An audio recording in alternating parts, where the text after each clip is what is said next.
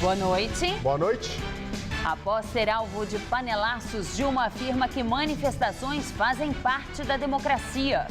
Ela ainda condenou um terceiro turno nas eleições.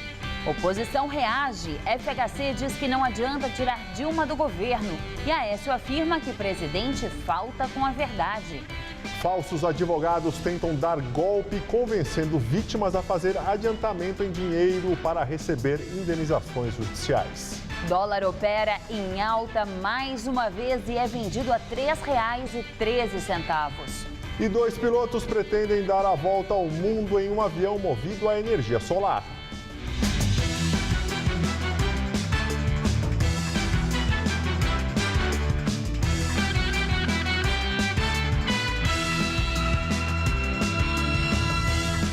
A criatividade dos estelionatários não tem limites e um novo golpe já está na praça. Agora, por carta e telefone, falsos advogados orientam as vítimas a depositarem um adiantamento para receber grandes quantias de dinheiro referentes a indenizações judiciais. Mas após o pagamento, os criminosos desaparecem. Em 2013, seu José Carlos recebeu uma carta com o logotipo da Justiça de São Paulo. O documento dizia que, por ordem do desembargador, ele teria à disposição uma indenização depositada em juízo, referente a um processo contra a KPM, uma antiga empresa de previdência privada que fechou nos anos 80, devendo para vários clientes. Apesar de ter contribuído para a KPM, ele nunca entrou com ação na justiça. Mesmo assim, resolveu telefonar para o número descrito na correspondência.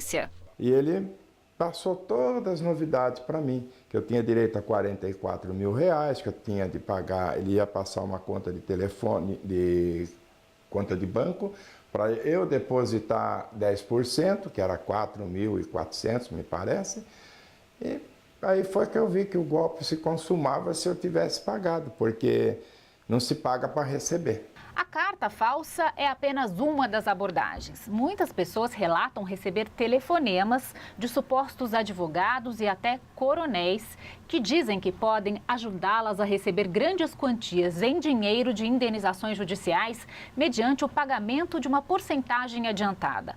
A conversa pode parecer bem convincente, já que os golpistas possuem informações pessoais das futuras vítimas. Na internet, há vários relatos semelhantes. Em uma das ligações, o suspeito se apresenta como coronel e fornece um telefone 0800 para contato. Nós ligamos para um dos números e, após discar um ramal, conversamos com um homem que se apresenta como Coronel Sérgio Henrique. Ele pede um número de processo, mas depois desconversa. Número da matrícula, por gentileza? É o 871204. Olha, o sistema está fora de área, viu?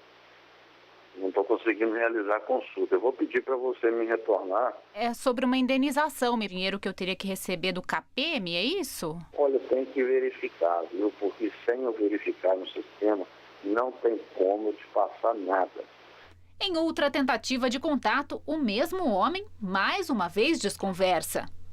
Passa o seu telefone, por gentileza. Eu te retorno a ligação. O presidente do Tribunal de Justiça de São Paulo diz que relatos de cartas em nome da justiça são frequentes e que a população precisa ter cuidado e checar as informações antes de qualquer contato, mesmo que elas pareçam bem reais. O tribunal não faz nenhuma comunicação, não há esse hábito de chamar as pessoas através de cartas para levantamento de dinheiro, né? Até porque o levantamento de dinheiro, ele pressupõe que tenha havido um processo anterior, um processo que foi conduzido por um advogado que é da confiança do cliente, né?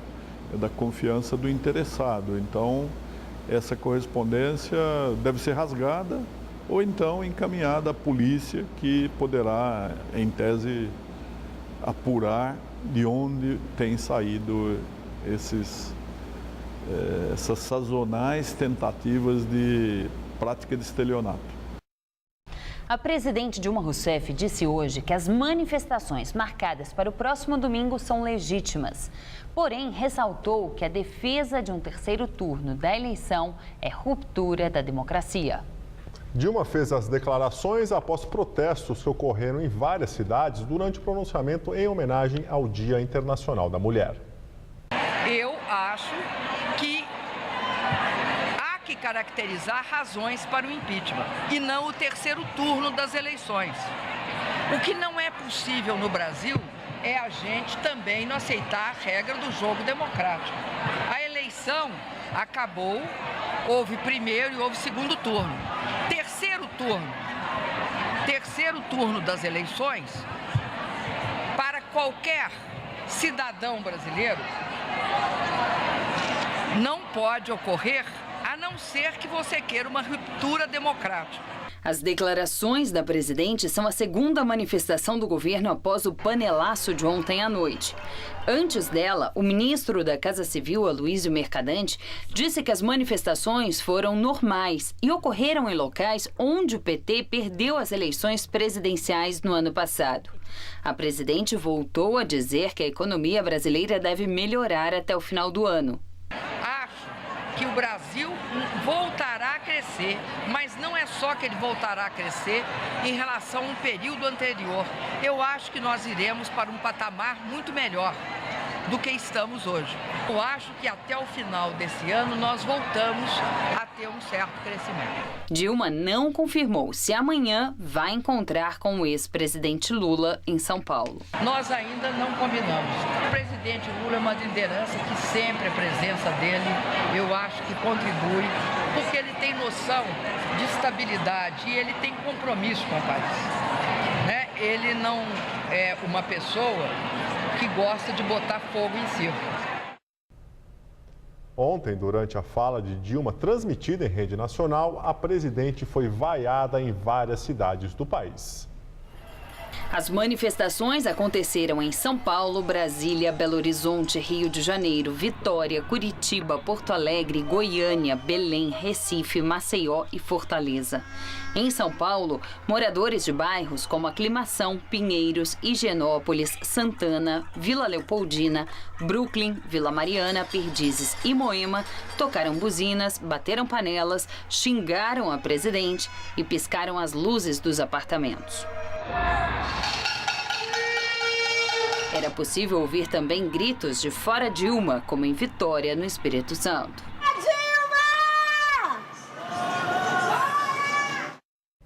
Pelo Facebook, o senador Aécio Neves, do PSDB, criticou a presidente Dilma Rousseff. Segundo Aécio, novamente, Dilma falta com a verdade, inventa bodes expiatórios, terceiriza responsabilidades do governo e fornece um enredo irreal à população. O senador tucano também afirma que o pronunciamento da presidente deveria servir para que ela finalmente assumisse suas responsabilidades em relação às políticas fracassadas que levaram o país à situação atual. E em evento realizado hoje no Instituto Fernando Henrique Cardoso, o senador Aloysio Nunes Ferreira, do PSDB, disse ser contra o impeachment de Dilma, mas afirmou que prefere ver a petista sangrar nos próximos 4 anos de mandato. Ele disse também que não quer ver o país ser governado por Michel Temer, do PMDB, vice de Dilma. No mesmo encontro, o ex-presidente Fernando Henrique disse que a saída de Dilma não resolverá a crise política pela qual o governo federal passa. O FHC já havia se posicionado contra o impeachment da petista. E agora vamos ao comentário de política com Bob Fernandes. Panelaço contra a presidente em várias cidades. Em São Paulo, nos chamados bairros nobres, panelas e gritos de "Fora Dilma" e também ofensas impublicáveis. Em milhares de relatos, posts, nenhuma só notícia de um só grito contra Eduardo Cunha, Renan Calheiros ou demais 47 da lista de Janot ou empreiteiras.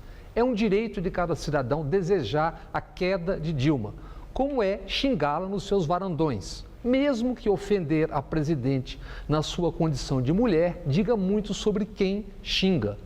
Lembremos, Dilma governa a crise que criou, mas, ao contrário dos presidentes do Senado e Câmara, ela não está na lista de Janot. Renan, Cunha e outros 47 estão.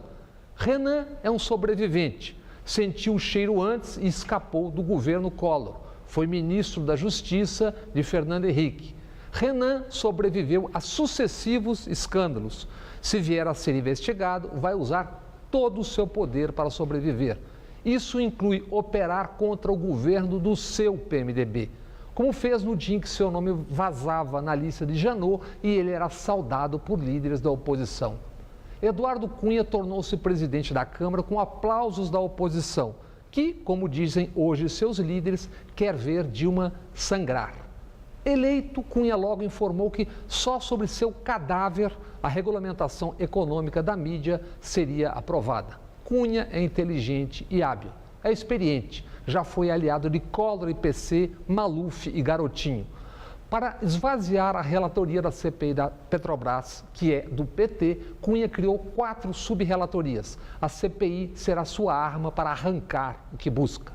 O Supremo pode ou não investigar e indiciar Cunha, Renan e os 47, mas quem caça é o Congresso e eles julgarão a si mesmos. Renan, Eduardo Cunha e companhia sequestrarão a pauta do Congresso, farão qualquer acordo para não serem caçados. Dia 15 vem aí, grande manifestação. Uma pena o pessoal do panelaço nos varandões ter se esquecido do Renan, do Eduardo Cunha, dos 47 e das empreiteiras.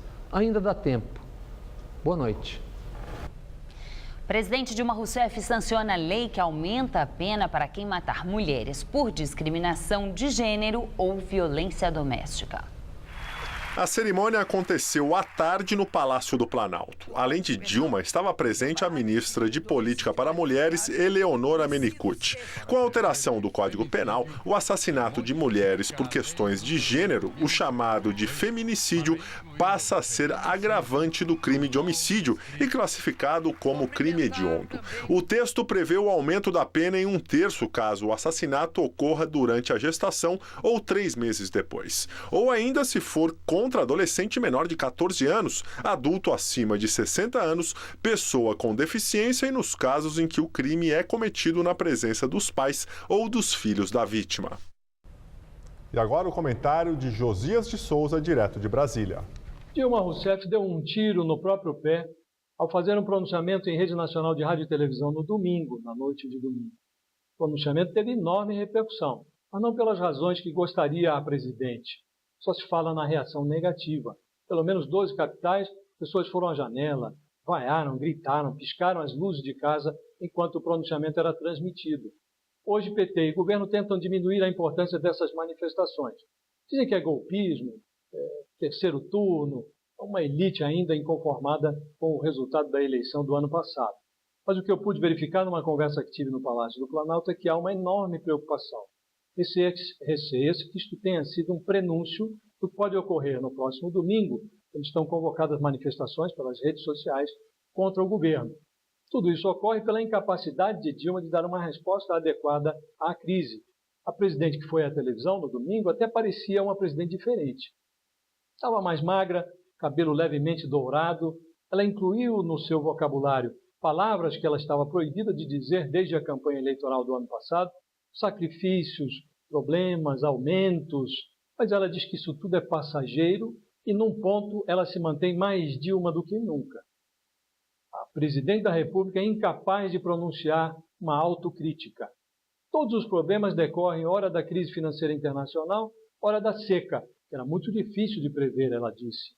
Dilma reconheceu o direito dos brasileiros de se irritarem, mas ela pediu paciência.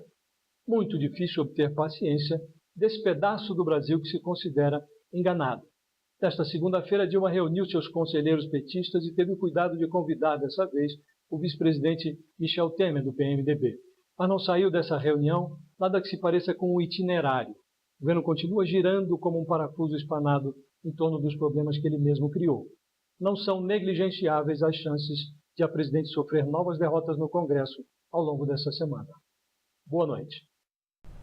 O dólar começou a semana ainda em alta e fechou a segunda-feira cotado a R$ 3,13. É o maior valor desde junho de 2004. Especialistas atribuem a alta ao discurso feito pela presidente Dilma Rousseff ontem e também aos desdobramentos da divulgação dos nomes de políticos envolvidos em corrupção na Petrobras. E as previsões do mercado financeiro para a inflação e para o PIB em 2015 continuam piorando. Segundo o boletim Focus divulgado hoje pelo Banco Central, os analistas entrevistados esperam agora que a inflação termine o ano em 7,77%. Se confirmada, essa seria a inflação mais alta desde 2003, quando o IPCA chegou a 9,3% no fechamento do ano. Ao mesmo tempo em que aumentaram novamente a previsão para a inflação, os analistas de mercado reduziram mais uma vez a expectativa de crescimento da economia. A queda esperada para o PIB 2015 passou para 0,66%.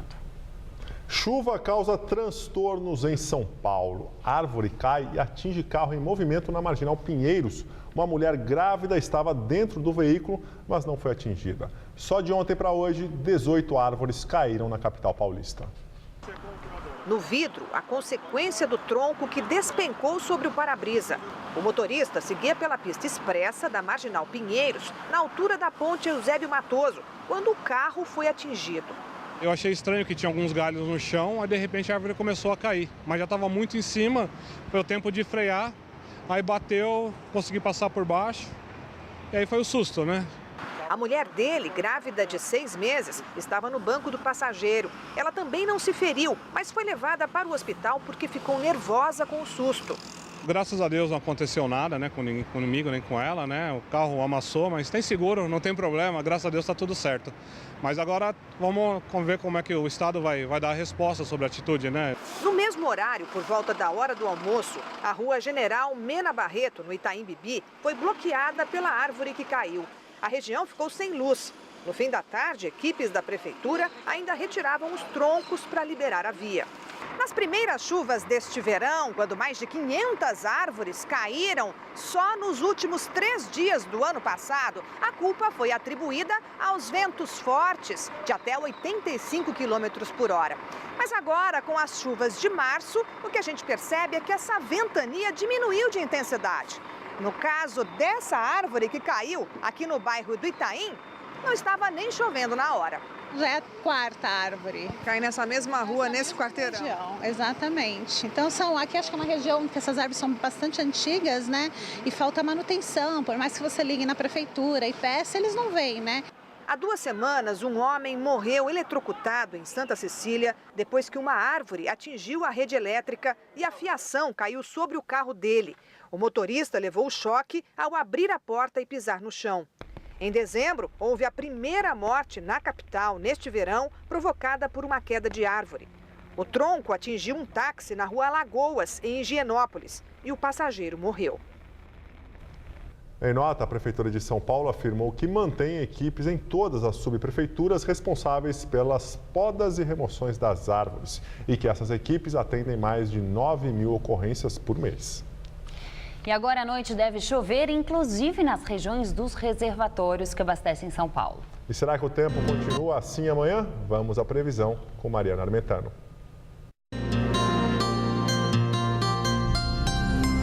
Prepare o guarda-chuva porque amanhã será mais um dia de temporais. O sol aparece tímido e deve chover a qualquer hora do dia em praticamente todo o estado de São Paulo. O sistema de baixa pressão ainda favorece a formação de muitas nuvens no litoral e provoca até ventania em toda a faixa leste. Há risco de chuva forte no litoral sul e no Vale do Ribeira. Aqui na capital paulista, o dia começa com um pouco de sol e a chuva deve vir a partir da tarde. Nessa madrugada, a mínima deve ficar em torno dos 20 graus. E amanhã não vai fazer mais que 28 aqui na Grande São Paulo. Em Santos, mesmo com a chuva a qualquer hora, a máxima chega aos 29.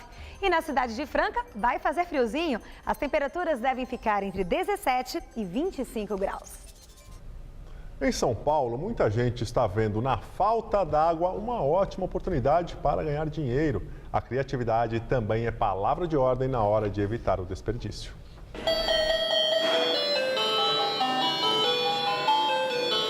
A musiquinha avisa que alguma coisa está errada. Algumas pessoas não gostavam, né, no começo, mas depois eles foram se conscientizando, né, que é importante, até porque eles estão numa academia ecológica, então a cobrança é maior, né? O dispositivo foi colocado nos banheiros desta academia de ginástica da Zona Oeste de São Paulo para alertar sobre o desperdício de água. Outra ferramenta passou a patrulhar os mais gastões. Em cada box foi colocada uma ampulheta de 5 minutos que mede o tempo do banho dos alunos. Tem pessoas que falam que não dá para tomar banho, eles viram 2 vezes a ampulheta, né? E a gente fica sempre de olho. Uma forma da gente dar uma alertada foi a campainha. Muita gente está faturando com esta falta d'água. Um comerciante aqui do Jaçanã, na Zona Norte, passou a revender esses tambores de água que estão em falta em alguns bairros de São Paulo. E o resultado deu tão certo que ele precisou de um espaço maior para guardar esses produtos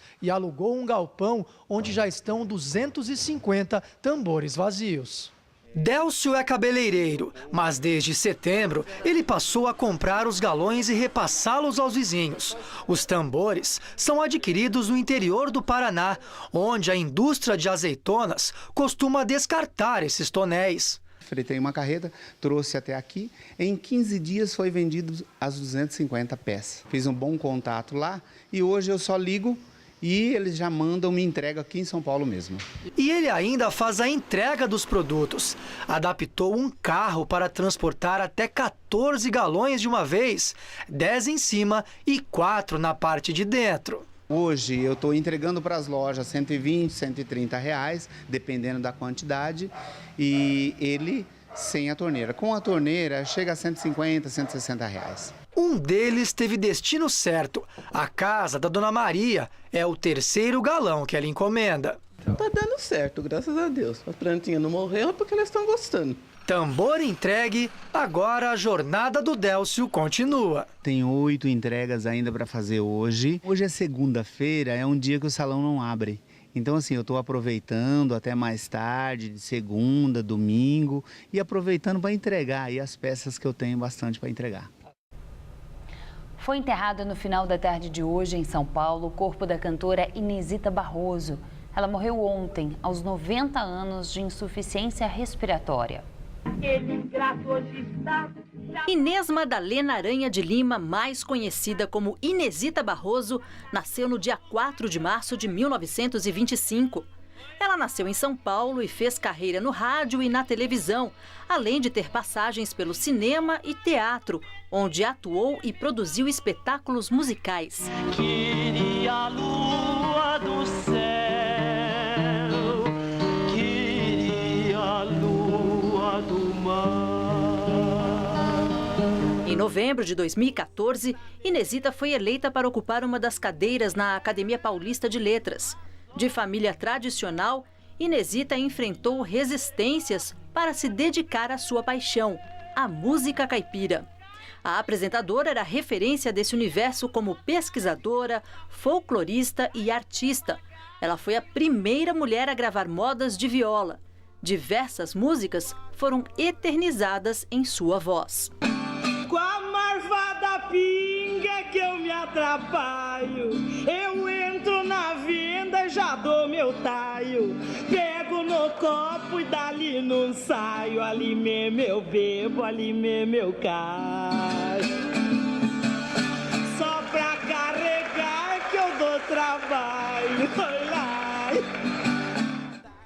Desde os anos 80, Inesita apresentava o programa Viola Minha Viola, na TV Cultura de São Paulo. Em sua biografia Inesita Barroso, Rainha da Música Caipira, ela lamenta que a modernidade tenha chegado à música sertaneja.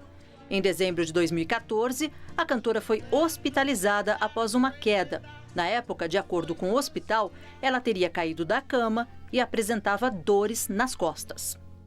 A lua branca de luz prateada faz a jornada no alto do céu.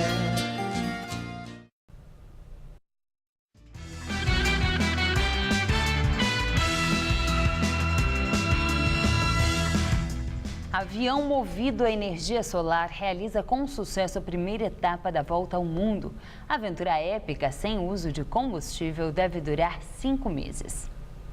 O avião Solar Impulse 2 decolou ao amanhecer de Abu Dhabi, nos Emirados Árabes. A viagem de 35 mil quilômetros está programada para 25 dias de voos em 12 etapas. A aventura é o resultado de 12 anos de estudos dos pilotos suíços André Borschberg, de 62 anos, e Bertrand Piccard, de 56 anos. Eles vão se revezar na pilotagem em condições extremas. A cabine, de menos de 4 metros cúbicos, não tem aquecimento e não é pressurizada.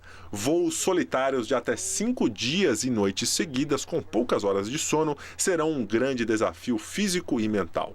Para ajudar a relaxar, manter a saúde e administrar o sono, os pilotos procuraram métodos como yoga, meditação e auto-hipnose. O avião de fibra de carbono tem 17 mil células solares embutidas nas asas, que medem 72 metros. A envergadura é de um Boeing 747, mas o peso de 2,5 toneladas, equivalente ao de um carro de passeio. A velocidade é baixa, de até 100 km por hora.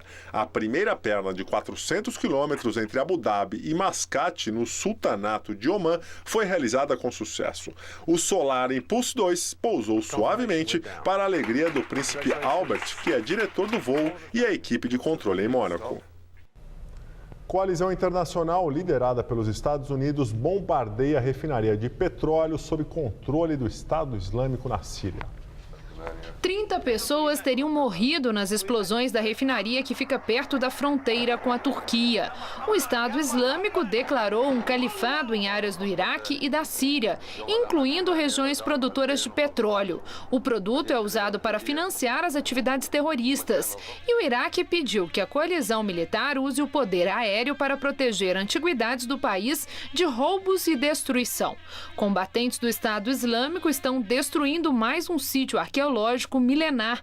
São as ruínas de Hatra, de 2.000 anos, declaradas Patrimônio Histórico da Humanidade. O governador da região informou que os jihadistas arrasaram, com grandes tratores, vários monumentos arqueológicos, como o palácio, o templo e a muralha interna da cidade. A edição das 10 do Jornal da Gazeta termina aqui. Boa noite. Fica agora com o Rony Von no Todo Seu. Uma ótima semana para você e até amanhã.